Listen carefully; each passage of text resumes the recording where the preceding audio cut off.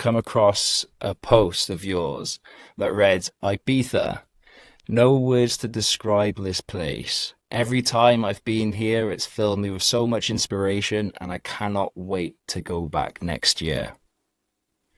True. So I thought we could start by trying to find the words to describe Ibiza and what it means to you. Oh God, that's a good question, mate. Do you know what the way I describe it is? Me and one of my mates, Malarkey, we describe it as Disneyland for DJs. So, and that's the best way to describe it because it is literally that. You know, you go in there and it's Yeah. just all this. I can't explain it still. It's just mental, mate. It's like everywhere around you is just music, and for us, that's like our favorite thing in the world. So it's just, yeah, everything about it there. There's, the DJs, the punters who absolutely love it. They're just the atmosphere, and it's in the sun. So Yeah. The island has like a beat of its own, doesn't it? It has yeah, like its own sort of pulse. absolutely, mate. Take me back to that moment then and share the most inspirational moment from Ibiza that led you to write that caption. It's a good question. It's a hard question. To pick one. Um, I'd have to say it'd probably be Ushuaia, being in Ushuaia, in the crowd, seeing the best night I saw there was probably Martin Garrix. I think that's Okay. just maybe because he's a personal favourite for me. He's one of the reasons I got into it when I was 16. But yeah, seeing it there, that music being played in Ibiza was just like, mate, what a moment. It was like sending shivers down my spine. Do you know what I mean? It's just, yeah, that was probably the Class. highlight. And of course, when my best mates played open for him, so that was pretty special as well. Who So, was that? Shout out to your best mate. yeah, Malarkey, Sam Butler. So he opened for Gary. He's done it twice now, 2 years in a row. And yeah, it was just insane. So Class. it was different when What it's a one of your moment. mates doing it. Yeah, 100%. Uh, yeah, for sure. You get to like sort of peek behind the curtain a little bit, don't you? You get to see like the Mm, sort of inner workings. And for most things, I found when you get that peek behind the curtains, it sort of spoils it for you. But I found that everything like electronic music, it just gets like more substantial. I feel like more yeah, connected every time I do peer behind that curtain a little bit. I feel like I just like feel as if I'm sort of more at one or part of the experience. Does that make sense? definitely. I think that is specific to electronic music. I've heard people say that before. Yeah, Um, yeah, it almost yeah. made me feel like because when you see, Martin Garrix, one of the biggest DJs in the world, if you're just in the crowd as a punter, it makes you think like that is impossible. There's no way. And then when it's one of your mates, you're like, it might be possible. Someone close to you's done it, so you kind of like it makes you see it from a different perspective. So yeah, So yeah, I get that. That's pretty cool actually. I never thought about that before. It's because you've got like that closer sort of relationship with that person, then it just seems achievable. How has that you. how has that affected your life moving forward then? That realization of, oh wait, this is achievable. How has that affected like how you've moved forward? Mainly with my productions, working on music because a lot of the time it can feel like because it takes so many years of making music like every single day to kind of get any recognition or get any success from it, even like the tiniest bit. I know some people get it overnight, but the majority of us it takes ages. So then when you see something like that or you're in Ibiza, it just makes you think like this is the reason I'm doing it, and you always have that in the back of your mind. And it's almost like if you were running without an end in mind, without like a finish line, it's kind of like you just feel like it's pointless. But when you have that goal at the finish line, um, it feels like yeah, the journey's kind of worth it. If you know what I mean. for sure. I know there's never a finish line because you keep going and going and going, but like hypothetically speaking, yeah, that's the way I see it. Gives me sort of purpose. Yeah, well, Yeah. I mean, it's breaking down like your bigger objective or your biggest goal into sort of sizable chunks, isn't it? As you start like getting a little bit closer, then it feels like obviously it's just like a little bit more achievable. Exactly. Get that? Love that. So then, 100%. just whilst we're on the topic of Ibiza, if you could curate any night out there, where would that be, and who would you have on the lineup? That is a good question. Ooh, Ushuaia, definitely. Yeah, And I'd have Frankie Wah, yeah, 100%. Um, Tommy Farrow, I'd say so. Um, I'd probably be cheeky and throw myself in there too, because why not? of course. You bloody. And I throw my mate Malarkey in there as well. Oh, one of my other mates as well, Ellis. I throw him in as well. They're like us three, me and Sam and Ellis have been like producer mates, if you want to call it that, since like we were 17. We've been doing it all together since day one. Yeah, you got to bring the boys up with you, I think. So that's what Yeah, I'm damn gonna right. do. Yeah, that's super powerful message. Um, One that I don't see too much in the music industry as well. I think everybody's very quick to sort of shit on each other just to try and get up that those rankings a little bit. So yeah, super powerful. And this that's actually a conversation I had with Frankie before about making sure like that's the whole sort of ethos around Shen is Yeah, supporting those smaller artists or those friends and making sure that you're sort of bringing everybody up with you. So yeah, I think yeah, I something love that that. was lost. Yeah, something was lost in music, but I think we're starting to see a resurgence now. Yeah, So it's just so hard to get a break in the music industry at all. So I think if like one of you gets it, and you know the other ones are like super talented and they deserve it, then it's worth doing, I think. oh boy, Bringing them up. coming for the ride. Mm, gotta be done, mate. How how important would you say that having that sort of close circle would be has been like for you in like your early career? Very important. Definitely. I think it's one of the most important things because you always hear people say that you should surround yourself with like-minded people, or surround yourself with the people you want to be like. And I think it's very, very true. Because there's been a lot of moments where I'm gonna like, oh, I don't know about this one. Can I be asked to finish it? I'm not really feeling it. And then some of those people will be like, mate, just finish it. Trust me, just do it. Just get it over the line. And they kind of motivate you a bit, and vice versa as well. And Yeah. I take their opinion like, very seriously because they'll tell me if something's shit. They'll be like, mate, that is awful, worst thing you made. And I don't care because it's brutal honesty.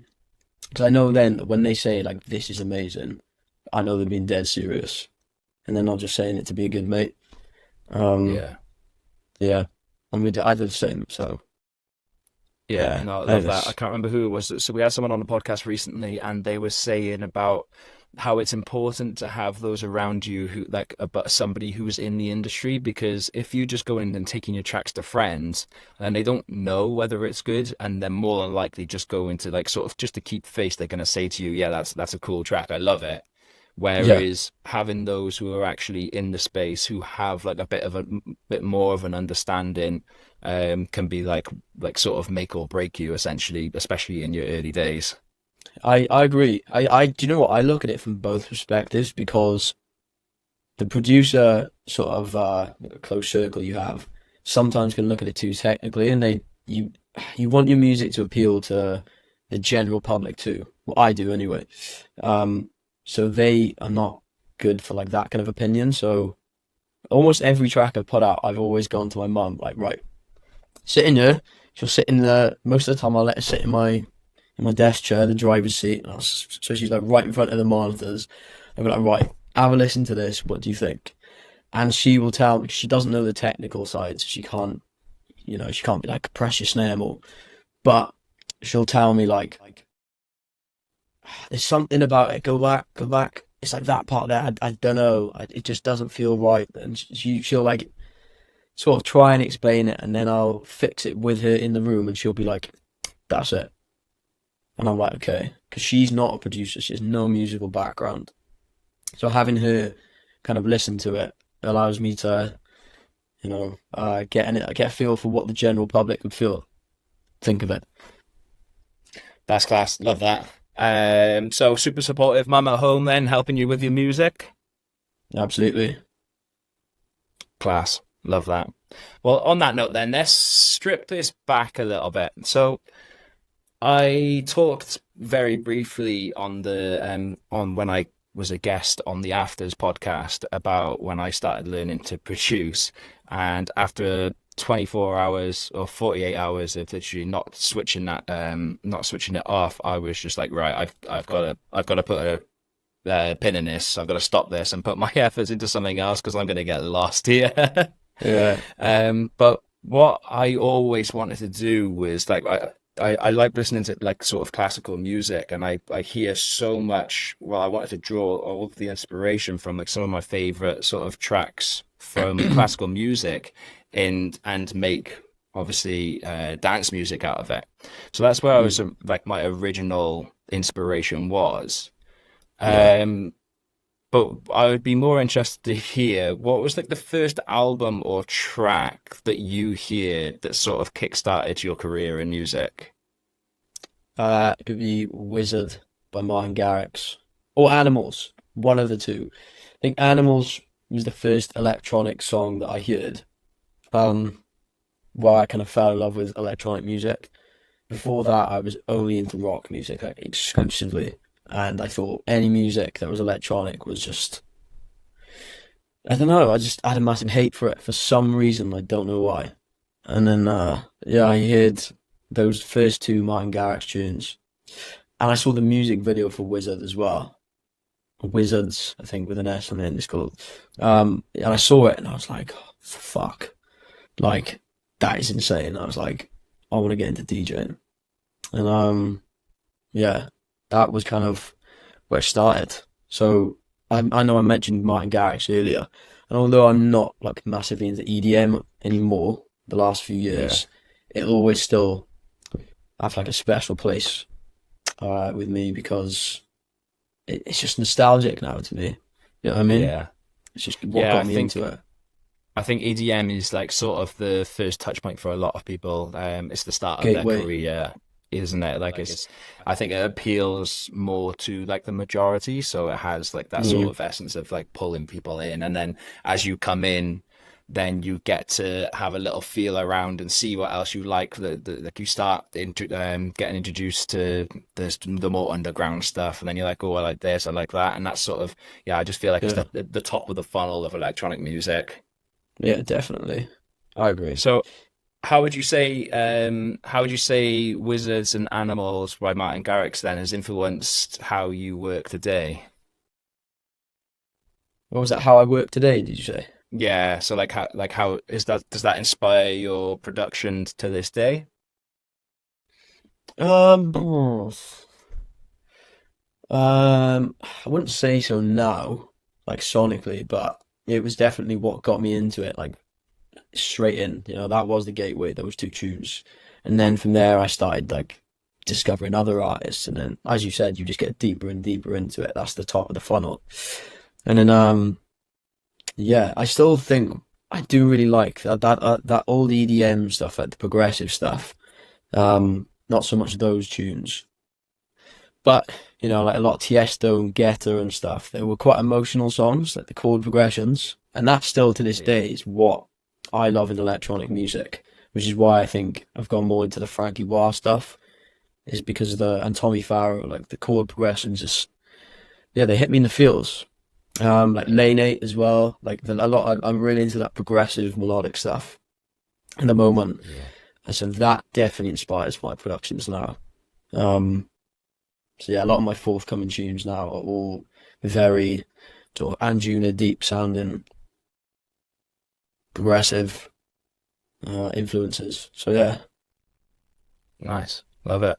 Yeah, I feel like all of the sort of progressive music allows you to feel on your own without any like external pressure. I always feel like I've mentioned this in the pod before, but I feel like lyrics tell you how to feel in a song, Mm. whereas when you sort of cut out or minimize those lyrics and just allow the chord progression, like it's up to your interpretation of how it makes you feel, and I feel that that's so much more sticky than just putting a bunch of lyrics on top. Yeah, yeah, definitely. I mean, sometimes the lyrics, because in a lot of Frankie's tunes, it's not full on lyrics. It's kind of like a little hook. Yeah, It doesn't yeah. mean anything necessarily, but yeah, it's. I've almost never really listened to lyrics. I'm always listening to the melody of what they're singing, to be honest. Yeah, Unless yeah. the I lyrics are wonder. really cheesy, then I'll be like, nah. And then you can't avoid them. Then I can't avoid them, yeah, and it annoys me. Yeah, I wonder if it just works differently with different people. And I wonder if maybe more people are sort of in tune to hearing lyrics or get something else from lyrics because, like, I say most so, produce. yeah. People who listen to Yeah, rap because are very into lyrics, aren't they? yeah, true, true. Well, I mean, most producers that we've had on the podcast have been like have built their tracks around the lyrics first. Okay. Um, I had Simon Field on here, who's got like 200,000 Spotify listeners every single day, across Yeah, I know him, yeah. across everything that he's doing. And he said the lyrics are at the forefront of everything that he does. And Right. he was relating it back to how when you're a child, you're obviously tuned in to hear like your mother's voice, and that's where he thinks that like the like sort of integral part of lyrics comes from in any track. But I didn't. Okay. But yeah, but with me, I don't really have many lyrics in any of the songs in my playlist, to be honest with you. Yeah, I get that. I mean, I do love like a great voice. Like I'm loving at the moment. I've got a lot of my tunes have like these kind of airy, floaty female vocals on top. Like the one Yeah, I got one with Julia Church, and then I've got a couple with this girl called Echo, very similar voice, and that with the progressive sounding stuff, it fits so nice. And it's like, again, I'm not really paying too much attention to the lyrics, but the melodies they're singing and just the sort of sonics of it, just that's what gets me, I think. As long as the yeah, lyrics aren't really cheesy stuff, then I will point that out and I'll be like, look, that's quite generic. yeah. Neither of those two girls I just mentioned did that. Their lyrics are spot on. But yeah, I've been in sessions with people before, and I'll just be working on the instrumental, and if I'm like, that's really cheesy, I'll like turn around and be like, everything's fine, but just take that word out. Don't like that. The melodies are great though, so Yeah, class. Love yeah. that. Let's kick this up a little bit then. Tell us what your favorite live set has been so far. Probably when I played in Thailand, in 2022. I opened the Jonas Blue in this club called Illusion in Phuket. Um, it's mental. Such a good club, and it's like the sort of Asian people are really passionate about electronic music as well. So they were just going nuts for it, and I was like, I love this already. I was like, I'd love to come back. It's the UK. I kind of feel is a bit different. The crowds are different. The ones over there. Um, yeah, the sort of the crowd down in Wales where I live. It's just, I mean, it's Swansea anyway. It's just pretty dead scene. As you go further up a bit north, like Manchester, Newcastle, Scotland, it starts to get really good.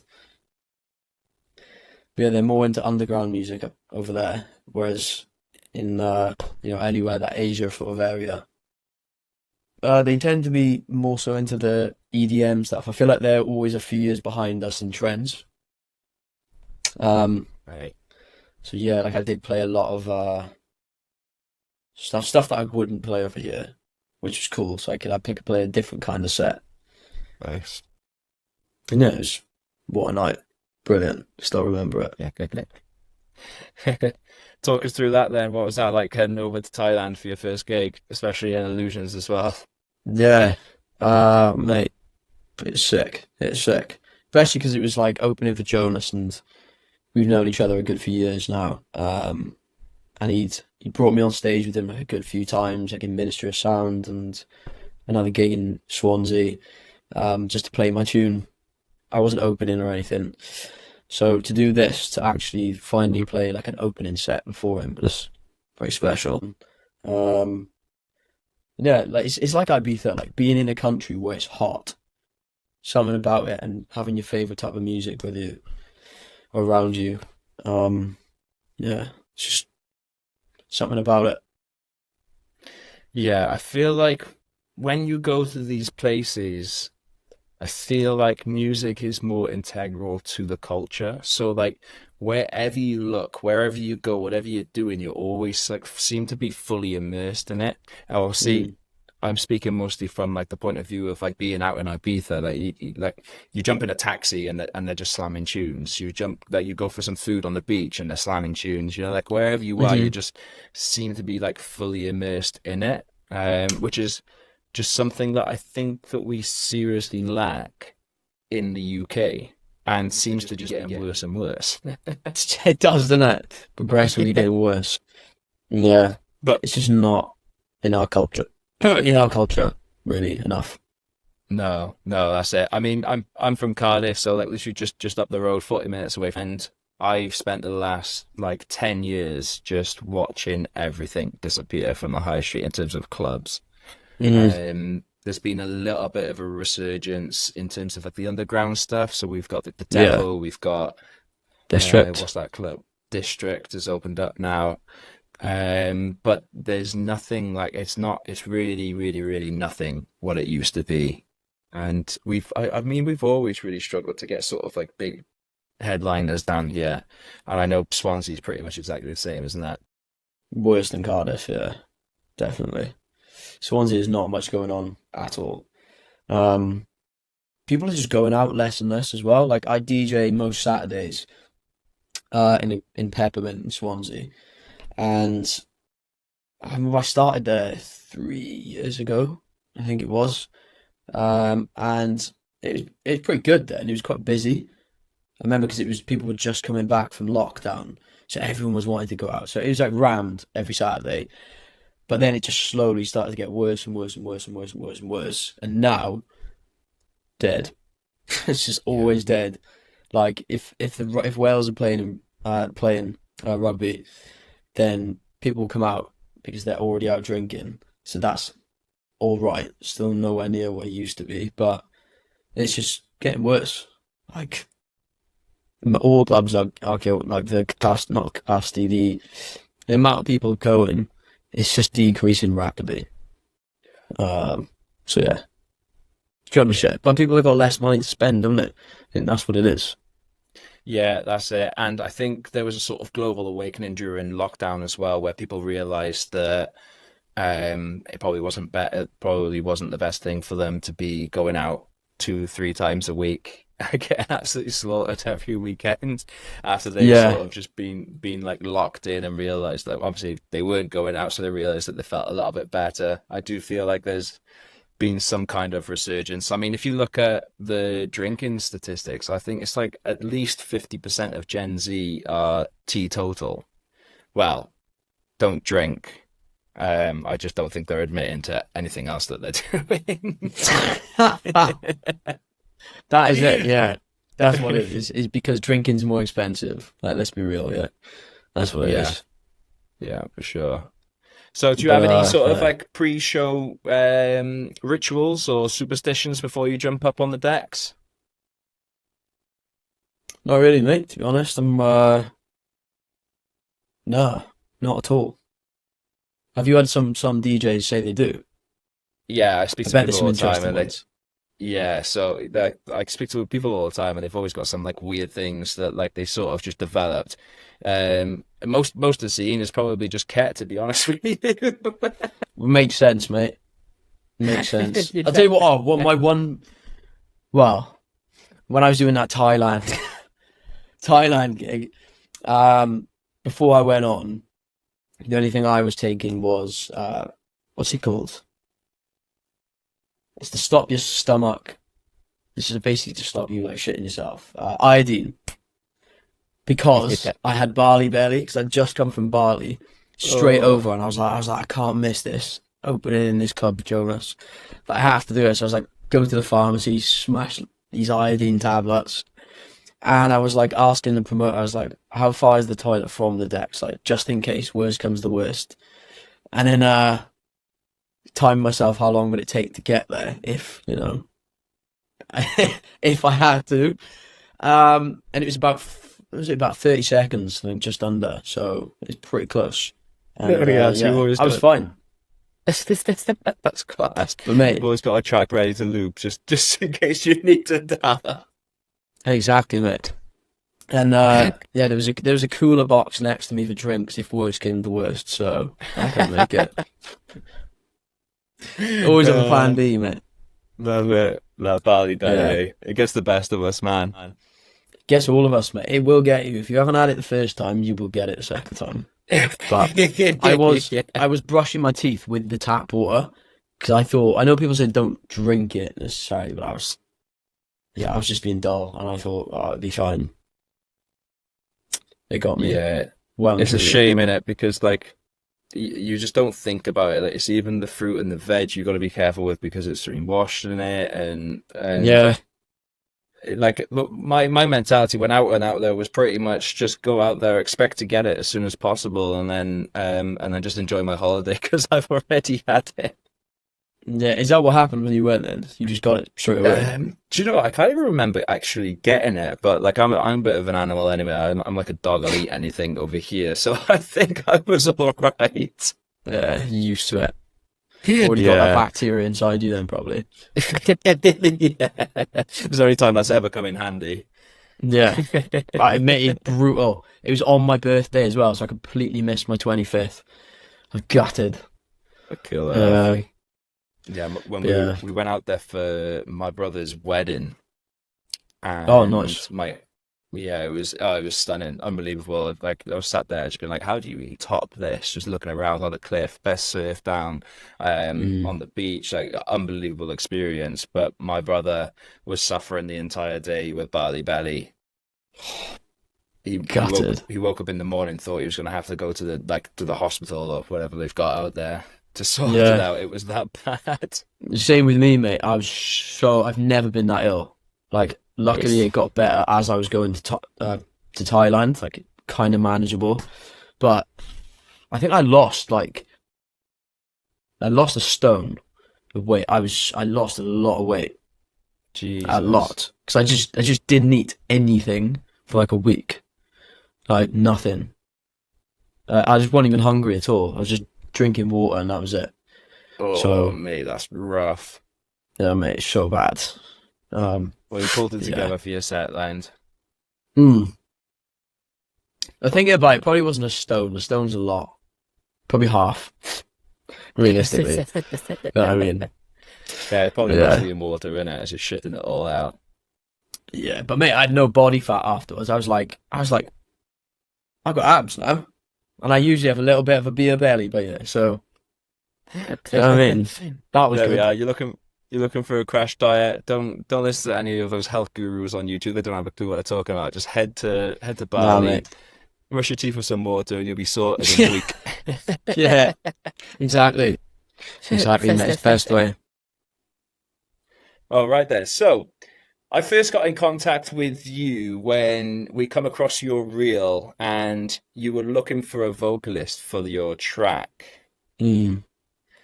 So, obviously, I've been following the story from the beginning, but for those haven't, take us on that journey of, I'm pretty sure you started it on your way back from Bali, right?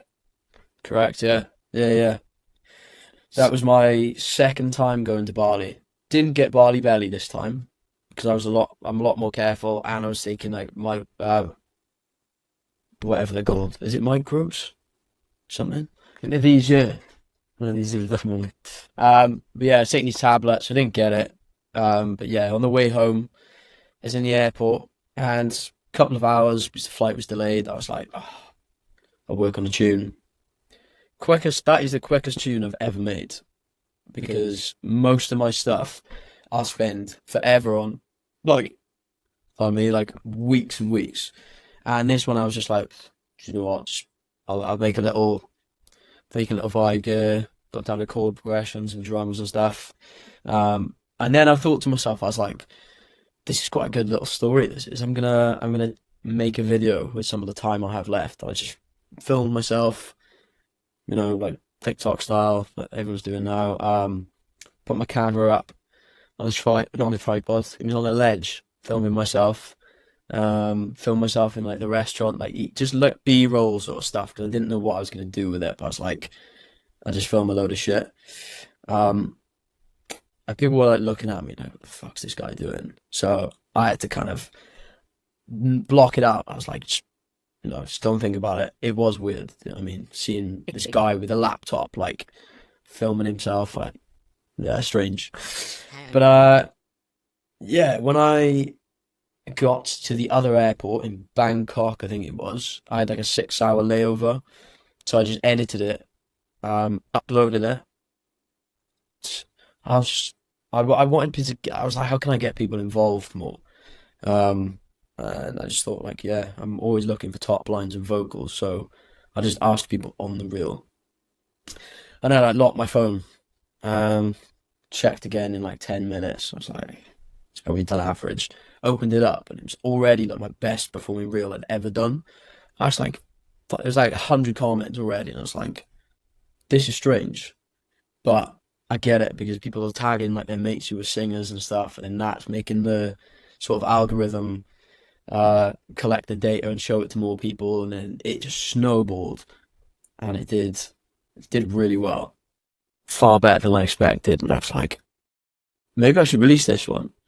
And yeah, I got sent a lot of vocals for that, like lots. So we had to sift through, yeah, loads of them. And there were some really, really good ones as well. Great singers. But again, lyrically, remember how I was saying earlier, like, I won't really pay attention to the lyrics unless it's noticeably too poppy or too, I don't know, like the lyrics can be a bit generic. And there's a few of those where I was kind of like, great singers, great voice, but the lyrics just not what I'm feeling for this song. Eventually, we got sent this one by Julia Church, and as soon as I played it, like within the first 5 seconds, I was like, this is the one. I hadn't even heard it, and I was like, fuck, insane. And yeah, me and my management. I remember there was another one, from this girl called Leah Guest, great vocalist, like unbelievable. And we were like, we couldn't decide between, I think it was that one and the Julia Church one.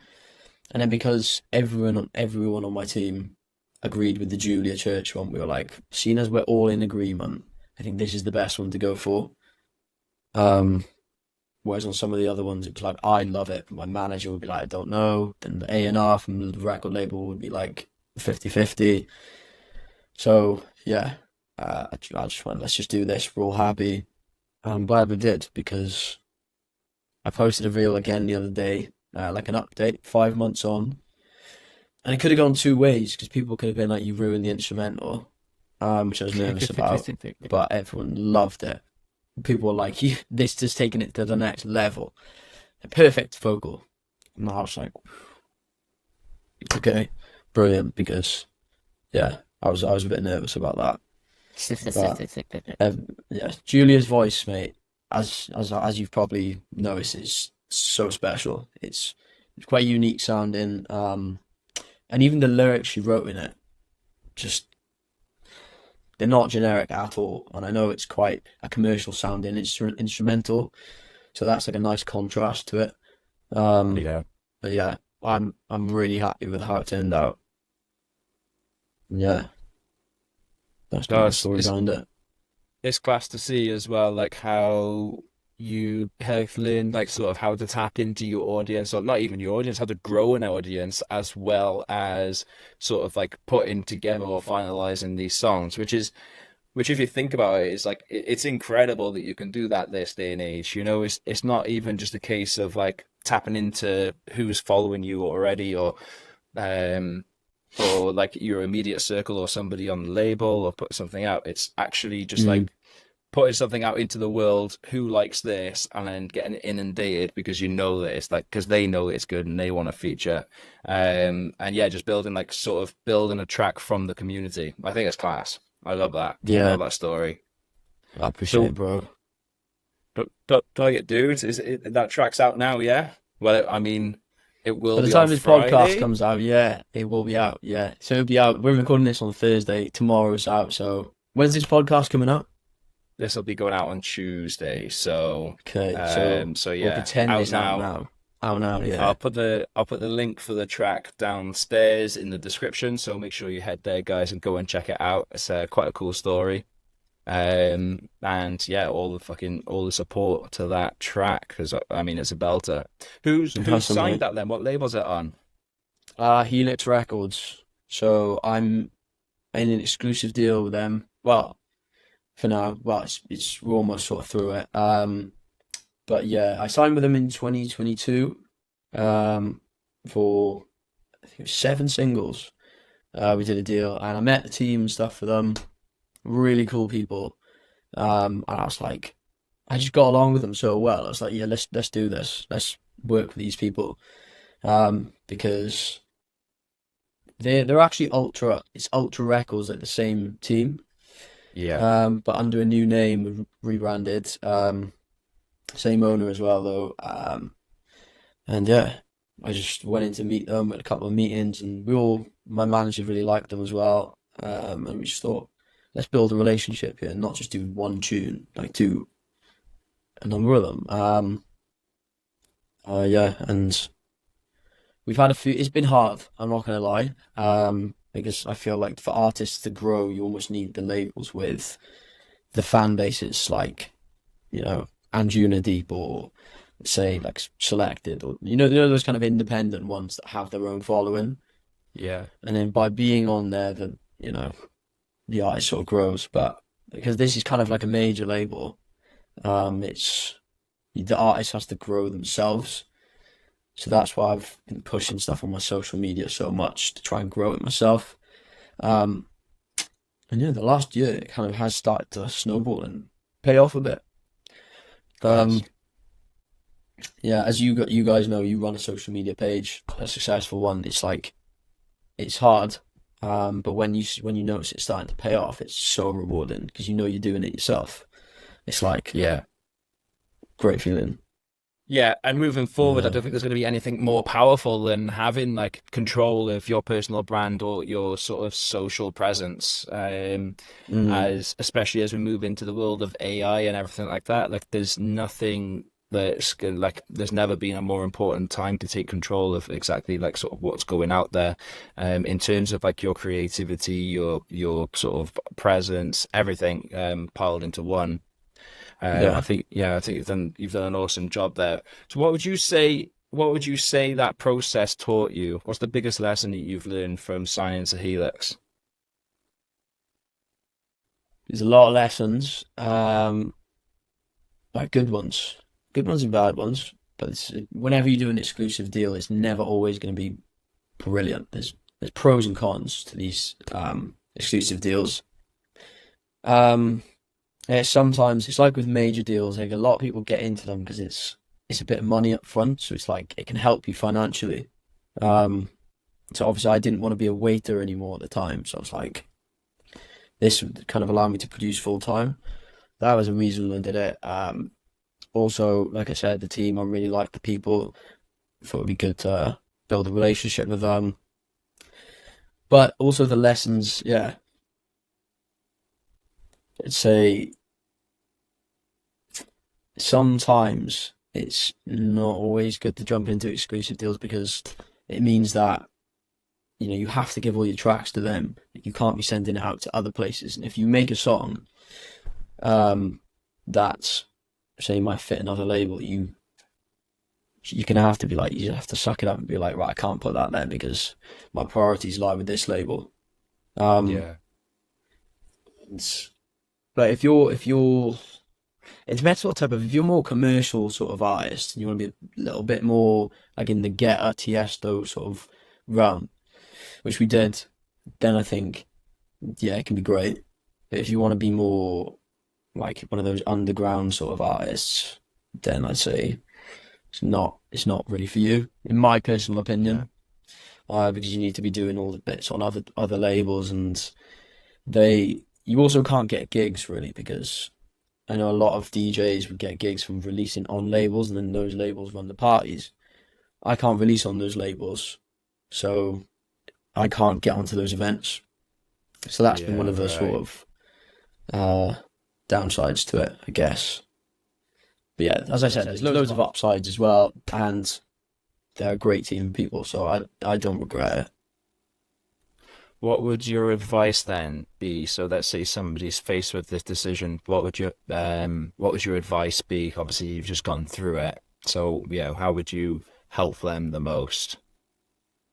I'd say get a lawyer, 100%. Because the first deal a lot of labels and people present you with is not the best one. It's just their like first offer. And if you're just an artist, say, even if you don't have a manager, and you might look at it and go, "Wow, that's brilliant! Like they'll offer me this much," and you just take it. Whereas if you get a lawyer, they might be like, "I've seen them do much better deals than this before for a lot less songs. Let's try and go back and negotiate with them a bit." So I kind of say, don't take the first offer you're presented with. My sort of, Okay. I'm lucky I had managers. I got the same manager as Jonas Blue. Um, he's obviously been in the game a long time and yeah, knows this kind of stuff. So I kind of left that to him a bit. Yeah, And yeah, so I'm lucky I have those guys with me on the same team. perfect.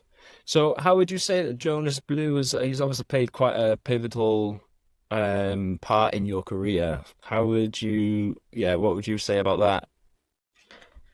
Um, well, mate, he's helped me a lot, I think. Um, because he's been a bit of a mentor to me as well. And because, as you know how earlier we were talking about how seeing one of your mates is when they're getting somewhere makes you think it's kind of possible.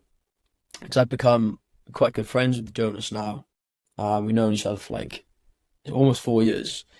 And yes, like just chatting to him like a regular person, and just hearing about all the stuff he's done and seeing that he's just a normal bloke. 'Cause you usually look at these massive superstar DJs, it's like they're not normal people. But when you see them like that, you're just like, I'm a normal person too. I could maybe do this. So he's given me a lot of advice too, which has been cool. Like when I'm doubting myself, he'll be trying to fill me with some positivity. And yeah, I've signed to his publishing as well with Sony. So we're working together on that side of stuff. But yeah, it all came about when he messaged me on Instagram like yeah, almost 4 years ago when he heard one of my tunes. And asked to sign something to his label. And I got chatting with his manager and we met up a few times and played at one of his events. And yeah, the relationship kind of just snowballed and here we are, years later, and he's still, supporting me, give me a little FaceTime every now and then to check how I'm doing, how the music's going. Um, yeah, and it is great to have that. Yeah, for sure. I think one of the most important things that you said there was like sort of how he helped you break those barriers just to understand that he is just a human being, you know?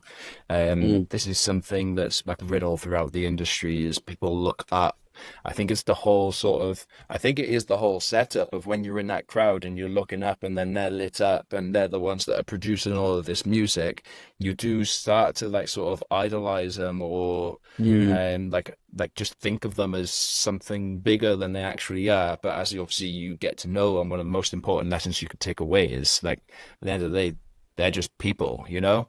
Um, yeah, it's hard to and if you're remember. Because we look at them Yeah, like gods when they're up there. Quite funny. yeah, that's But it. I think it's because I think there's so many degrees of separation between you and them. It's something that you want to do, so it's easy to like sort of paint this picture about what they are. But I mm, think in order to be successful in any aspect of the industry, I think is really important. What you just said there is just like sort of understand that they are people, because as soon as you have that understanding, then it just comes down to your skill level, which is your only like degree of separation then from achieving what they've achieved. And we all know that like if you put enough reps in, you can also achieve that skill level as well. So it's just like sort of mitigating all of the barriers to entry, I guess. it is. Yeah, what you said about putting the reps in. I think like you see a lot of people now. I'm not gonna say any artists, but they'll be producing. They've just like kind of just started out.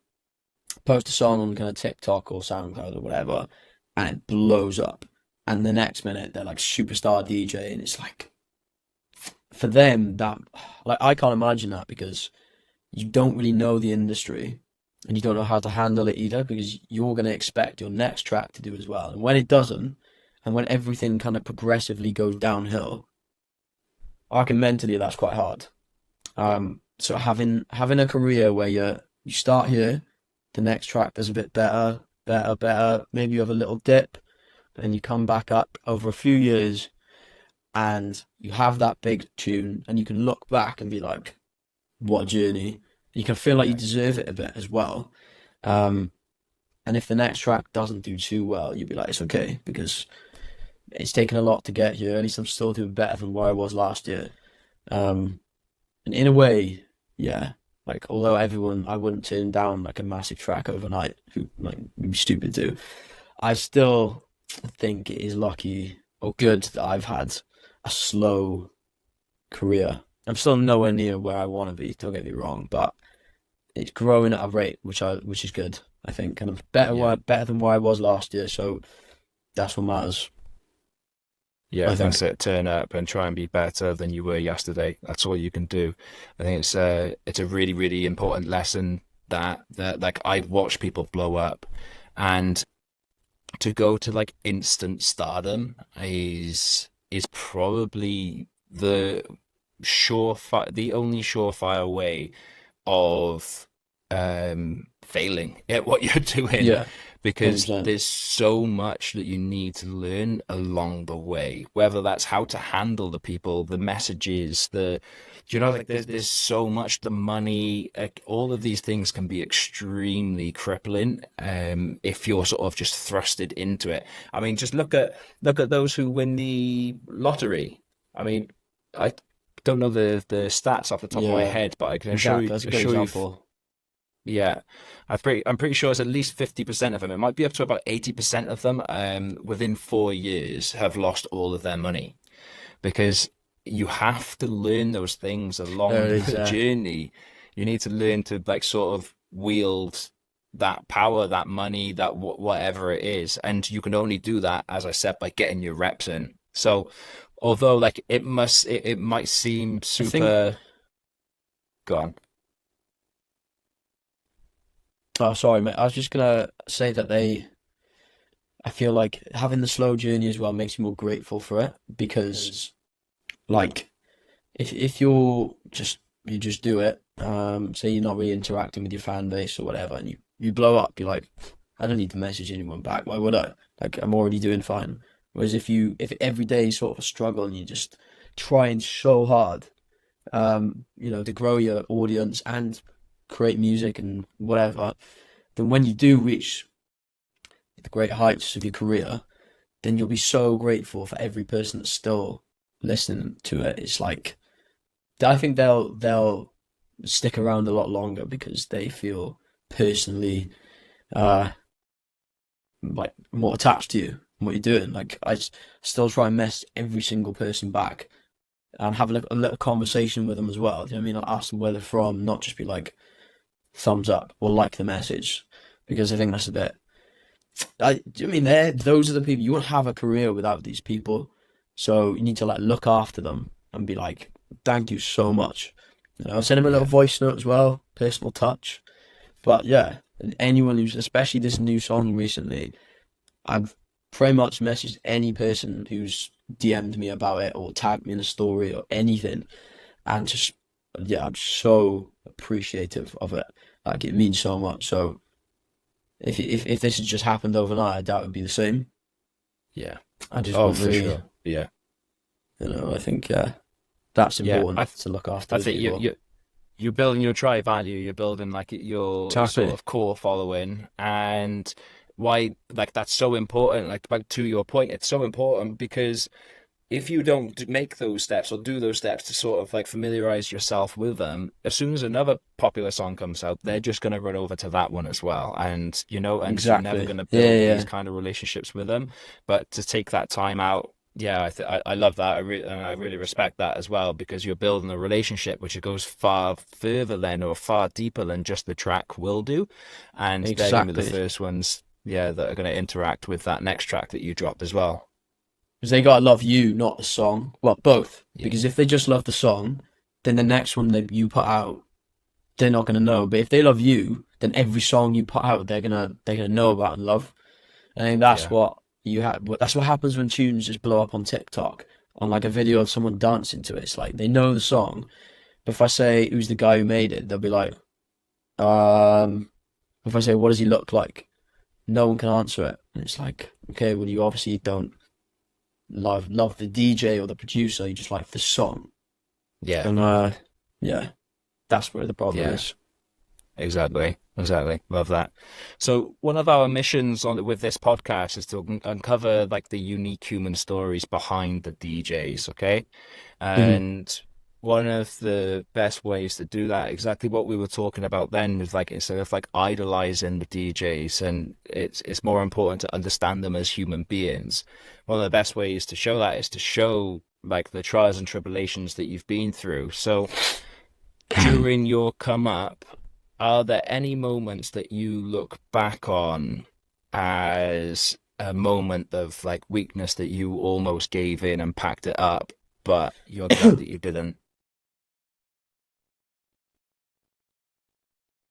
Yeah, been a few times. Um, yeah, been a few times where I've been like, I don't know, I don't know. But then that, like the love I have for it is what always brings me back because if I'm feeling like shit in life, it's just not going my way. Like even outside of music, I'd always turn to music. Do you know what I mean? There's like if I was feeling really down or sad or whatever, and I was like, "Ah, no, it's not going right." Then I'd just sit down at the laptop, put my headphones on, and like start making music. Um, so there's been a few times where I've kind of almost. No, I've never wanted to give up. Like I've never had that, but there's been times where I've like doubted myself. And like, like, am I going to be able to actually do this? Um, but yeah, I always return to it just because I love it so much. But yeah, there definitely has been, and what I notice a lot is like, if I post an Instagram reel and it doesn't do very well, and it's something to do with a song I've made, then I start like overthinking, sort of like, is the song shit? Do people just not like my music anymore? Are they like just falling out of love with what I do? Are they just not interested? Am I just, you know, this is obviously not the case, but it's hard to kind of like tell yourself that. Yeah, Um, it's hard to and that's the separate. go I on. was just gonna say it's hard to separate what your work is or where you're at from just the algorithm, you know? You Mm, can't like in the industry that we're in and as everything's growing in this digital space, we become more reliant on just the instant feedback from the algorithm, which can like obviously seriously negatively affect us if we're not aware of it. So I think it's super yeah, important to sort of have some kind of degree of separation from the algorithm so you don't sort of like hold too much power to it, if that makes sense. Yeah, and I definitely have in the last year. Because that's when I think I started off last year, like I only had like 3,000 followers on Instagram. And then I'd been hammering reels and videos for like 4 years. I think I've been doing it now, on my to do with music. And it's only the last year that it started to actually grow me. And yeah, when I had a few of those reels do really well, I kind of expected it to be like that every single time. And then when it didn't, I was like, oh, these people are obviously just don't like what I'm doing anymore. Maybe I'm shit. Maybe, and it spirals. You really do just start thinking about it. I'll be lying there in bed, like is this it? I'm just downhill from here on, and I've just, you know, but then it's just numbers on the screen, and that reel might not have even been pushed in front of most of the people who follow me. It's then because then some can do so well, and the next can do like shit, and then the one after can do all right. Well, it also it might have just been a shit video, and it's Yeah. important to remember. And it's important to remember mate. that. But yeah, that's it. Because like we're human, and we're all flawed in multiple ways and different things. Like, and sometimes we're gonna put shit work out there, but it's just important that we can sort of get over that and keep working, and then keep grafting so we can actually produce that piece of work that does bang again. The only way that you do it is if you just keep turning up, because when you get that bad video, or when you get that track that people don't resonate with, unfortunately, like that's life, it's how you get over that and then how you get working on the next one. Exactly. And I always learn something, mate. I feel like the last 6 months especially, I've done a lot of experimenting, and I kind of know now what works and what doesn't. I haven't fully cracked it, but I know a lot better. You always learn, don't you? You kind of like, right, that didn't work, so I won't do that again. That did work, so what is it about this that worked?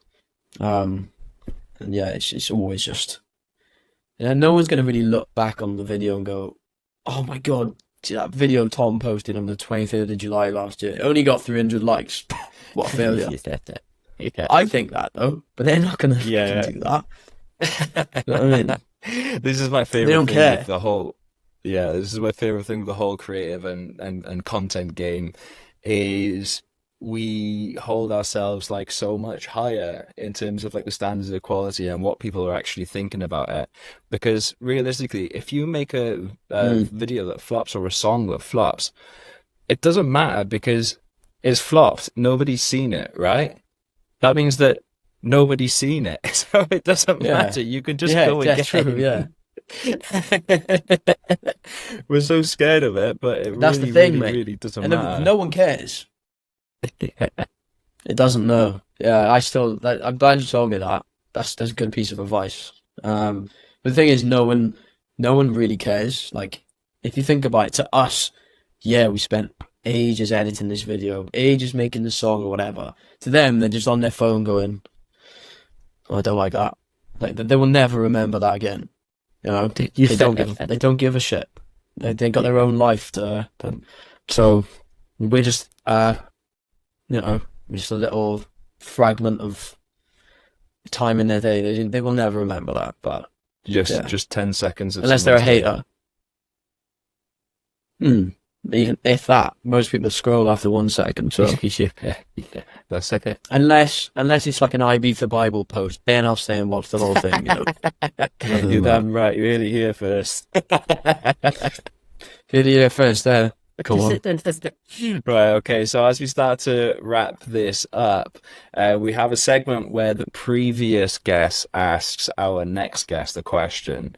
So, Pritchard from Sleep When You're Dead would like you to share with the world your wildest night out. And he said, no holding back. No holding back. Oh. All right. I got a funny one. I'm not going to say who it is, but you'll know if he's listening to this. It's good. It's more so after the night out. But there was this random woman, right? She was like she's in her 40s, and I think we were 19 at the time in Swansea, and met her outside a club. She was like, "What are you boys doing? I'm having a party back at mine." And we were like, "All right, sound, let's go. Where is it?" She told us where it was. Got in a taxi, went back, and she was like, "Oh fuck, I've lost my key. We're gonna have to barge my door down." We were like, "What?" So she fully started trying to barge the door down, proper going into it. And then her ex-boyfriend, who she still lived with on the other side, opened the door at the same time. She went flying right inside, like into the fridge and everything. And we were like, "Who's this?" And she was like, "Oh yeah, sorry, I still live with my ex-boyfriend. It's fine, he's going to work now. Whatever." He left. And then my mate was like, "I can't be asked to sleep on the sofa. I'm gonna go upstairs and sleep in the same bed as her." And I was like, "Here we go." Anyway, a few hours later, her kid comes in. We didn't even know. Also, there was no party. I just forgot to mention there was no one there. I mean, there was no party, so this was just shit. And then my mate's upstairs. I'm downstairs on my own, and the kid comes in. And I said, "All right, mate." And he was just like, "What are you doing in my house?" I was just like, "Oh, just chilling, you know.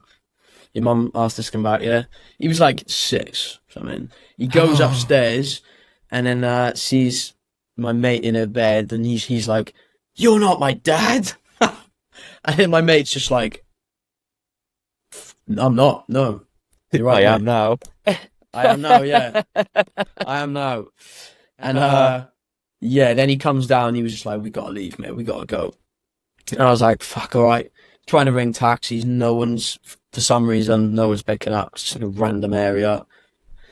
And yeah, we eventually got back like 1 p.m. the next day. And 1 p.m. yeah. So I thought this was going to be an after. It's like a good party, and it's just shit, mate. Yeah, and I don't think the guy who she lived with, her ex-boyfriend, was too happy either. But yeah, Oh God, weird story. Jesus. So yeah, it was strange. That's a hard question. Wildest night. But I'll always remember that one as like one of the weirdest, strangest. Good. I love it. I love it. But And just to put a bow on that, then, what was his name? My mate Josh. He's Jables.